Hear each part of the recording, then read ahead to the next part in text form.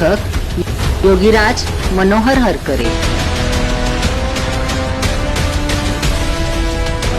नमस्कार, वैदिक विश्व या यूट्यूब चॅनलवर आपले सहर्ष स्वागत आहे। महाभारत योग रहस्य भाग 8। कर्ण आणि पांडवांची उत्पत्ती।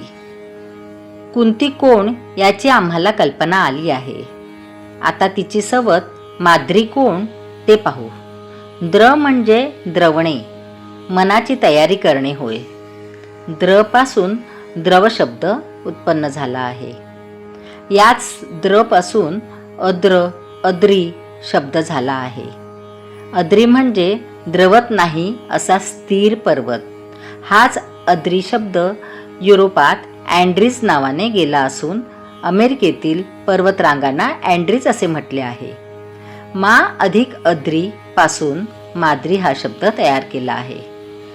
मा म्हणजे नाही आणि अद्री म्हणजे मनाची स्थिरता, म्हणजे जे मन साधनेकरिता मृदू म्हणजे सदोदित तयार असते अशा साधकाच्या मनोवृत्तीला व्यास माद्री असे नाव ठेवून तिला पंडूची दुसरी पत्नी दाखवितात। म्हणून पंडूची शरीर भोगाची म्हणजे वृत्ती भोगाची इच्छा होताच माद्री तयार झाली आणि माद्रीच्या त्या वृत्ती समागमातच पंडूचा अंत झाला असे दाखविले आहे। अंत म्हणजे पूर्णत्वात विलीन होणे होय। द्रवित अंतःकरणाची माद्री पंडूसोबत समागमाला तयार झाली आणि पंडूच्या शवाबरोबर ती ही साध्वी सती गेली। पूर्णासह पूर्णत्व पावले। उपनिषदे म्हणतात, ओम पूर्णमदः पूर्णमिदं पूर्णात् पूर्णमुदच्यते पूर्णस्य पूर्णमादाय पूर्णमेवावशिष्यते। ओम शांती शांती शांती। ऋषी दुर्वासांपासून मंत्रप्राप्ती झाल्यानंतर कच्च्या व अधीर कुंतीरूप साधकाच्या बुद्धीने तिचे कोण्या पुरुषाशी लग्न होण्या अगोदर मिळालेल्या मंत्राचे सामर्थ्य पाहण्याचा प्रयत्न केला। त्यावेळी कुंती कुमारी होती। ज्या स्त्री शरीराची वाढ अद्यापि पुत्र धारणेकरिता व्हायची आहे अशा अपूर्ण स्त्री शरीराला व्यास कुमारी असे संबोधतात। कु म्हणजे वाईट, अपरिपक्व आणि मारी म्हणजे अवस्था होय। मा म्हणजे नाही आणि अर म्हणजे पुढे सरकणारी प्रगतिशील अवस्था होय। याच अर शब्दापासून अर्जुन आणि आर्य शब्द उत्पन्न झाला आहे। कुंती कुमारी असताना म्हणजे साधकाची बुद्धी पूर्ण सत्य जाणण्याकरिता अपरिपक्व असतानाच कुंती बुद्धीने दुर्वासांनी दिलेल्या मंत्राचा प्रयोग करण्याचे ठरविले। तिने ज्ञानरूप सूर्याचे आवाहन करून पुत्रप्राप्ती म्हणजे ज्ञानप्राप्तीचा दुर्वास मंत्र उच्चारला आणि तिला कर्णपुत्र झाला। कर्णोत्पत्ती। सूर्य प्रकाश देतो, प्रकाशाला ज्ञान प्रकाश म्हणतात, म्हणजे सूर्य ज्ञान केंद्र ज्ञानपिता मानला आहे। कर्ण जन्माच्या वेळी कुमारी कुंतीने सूर्याचे स्मरण करून म्हणजे ज्ञानाची अभिलाषा धरून मंत्र उच्चारला आणि तत्काळ कुमारी अवस्थेत असलेल्या म्हणजे साधकाच्या अपरिपक्व असलेल्या कुंतीला पुत्रधारणा झाली। साधकाच्या अपरिपक्व बुद्धीला सूर्यापासून म्हणजे पूर्ण ज्ञानावस्थेपासून ज्ञानाची गर्भधारणा झाली। जन्मल्याबरोबर पुत्राचे नाव कर्ण असे ठेवले। कर्ण म्हणजे कान।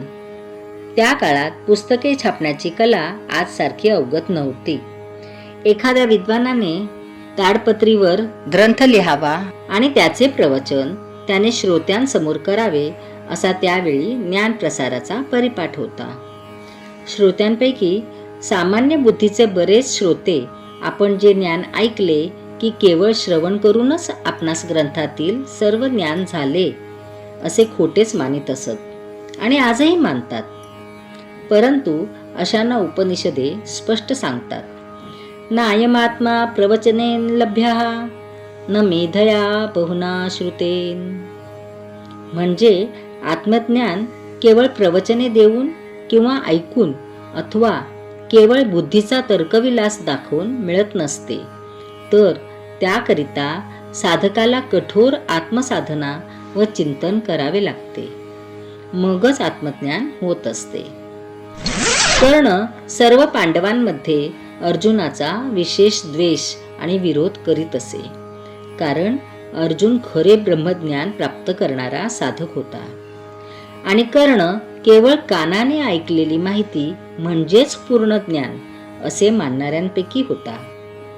शब्द पांडित्य करणारे दिखाऊ लोक अशा प्रकारे खऱ्या ज्ञानी पुरुषांचा द्वेष आणि विरोध करतात. असे दिखाऊ ज्ञानी असे मानतात की त्यांच्या आत्मज्ञानाचे शरसंधान केवळ वादविवाद आणि तर्कवितर्कांपर्यंतच मर्यादित आहे.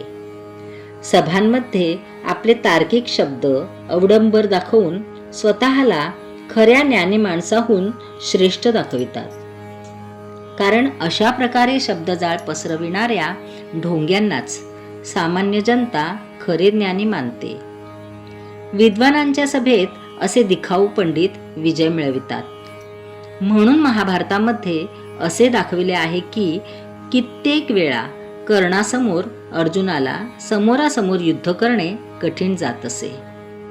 ज्ञानाची प्राप्ती करू इच्छिणारी कुंती त्यावेळेस कुमारी म्हणजे अपरिपक्व साधना बुद्धीची होती. तिला वाटले की ज्ञानाची प्राप्ती केवळ कर्णाने म्हणजे कानाने श्रवण करूनच करता येते. त्या अपूर्ण कल्पनेने तिने ज्ञानाचे म्हणजे सूर्याचे ध्यान केले आणि तिला केवळ श्रवणातच ज्ञान आहे अशी मानणारी वृत्तीरूप कर्णाची पुत्रप्राप्ती झाली. कुमारी अवस्थेत पुत्रप्राप्ती होणे समाजाच्या दृष्टीने पाप असल्यामुळे तसल्या अपुऱ्या खोट्या ज्ञानरूप पुत्राचा जन्म झाल्याबरोबरच कुंतीने त्याचा परत गंगेत म्हणजे ज्ञानगंगेत त्याग केला. खऱ्या कुंतीरूप साधकाला तिचे अज्ञान कळले होते की केवळ कर्ण श्रवणानेच ज्ञान होत नसते आणि म्हणून कुंतीने कर्णरूप अज्ञानाचे पुनर्ज्ञान प्राप्तीकरिता ज्ञानगंगेत समर्पण केले. कुंतीद्वारे कर्णाचे गंगेतील समर्पण असे आहे.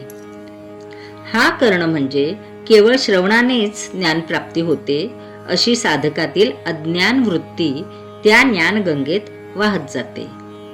त्या कथित ज्ञानगंगेच्या काठी राहून त्यातील मत्स्य म्हणजे ज्ञानरूप खाद्य धरणाऱ्या अधिरथ नामक सुताने त्या वाहत असलेल्या सुकुमार वरून गोंडस दिसणाऱ्या कर्णरूपी बालकाचा ज्ञानपुत्र म्हणून स्वीकार केला आणि त्याला स्वतःचा पुत्र मानून त्याचा योग्य सांभाळ केला.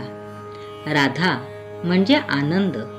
साधकातील असली केवळ श्रवणातच आनंद मानणारी अज्ञानी वृत्ती होय. बरेच साधक केवळ श्रवणातच आध्यात्मिक आनंद मानतात. असल्या अज्ञानी साधकांना व्यास सूत पत्नी राधा म्हणतात. सु म्हणजे प्रवेश करणे आणि सुत म्हणजे ज्ञानात प्रवेश करणारी साधकाची वृत्ती. असल्या वृत्तीरूप राधेला प्रत्यक्ष पुत्र म्हणजे ज्ञानाचा आनंद न झाल्यामुळे त्या वृत्तीच्या पतीने म्हणजे अधिरथ नामक सुताने कथित ज्ञानगंगेत वाहत येणाऱ्या कर्णरूप गोंडस बालकाला गंगेतून काढून आपल्या वृत्तीरूप पत्नी राधेला त्याचा सांभाळ करण्यास दिले. केवळ श्रवणातच ज्ञान मानून त्यात आनंद मानणाऱ्या राधेला ज्ञान संतती नसल्याने तिने कर्णालाच आपला पुत्र मानून त्याचा सांभाळ केला. अधिरथाचाही व्यास अर्थ भिन्न आहे. अधि म्हणजे स्वाधीन आणि रथ म्हणजे जीवनाचा रथ, ज्याला आपल्या जीवनात ज्ञानप्राप्ती करण्याकरिता सुत म्हणजे साधना करून पुढे जावयाचे आहे. अशा साधकातील वृत्तीस्थैर्याला व्यास सुत अधिरथ असे म्हणतात. भारतातील प्राचीन योग साधनेच्या प्रसारासाठी या चॅनलची निर्मिती करण्यात आलेली आहे. माहिती आवडल्यास चॅनल सबस्क्राईब करा, इतरांना शेअर करा. पुन्हा भेटूया पुढील भागात. धन्यवाद.